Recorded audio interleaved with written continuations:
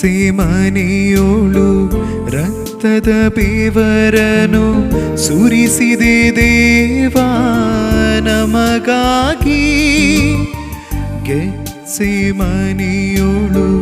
ರಕ್ತದ ಬೆವರನು ಸುರಿಸಿದೆ ದೇವಾ ನಮಗಾಗಿ.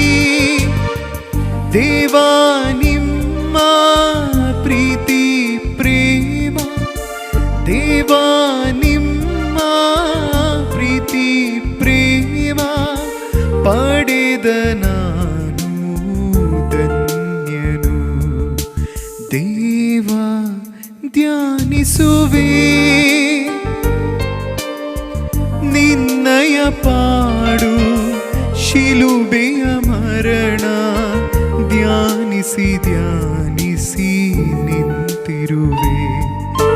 ದೇವಾ ಧ್ಯಾನಿಸುವೆ.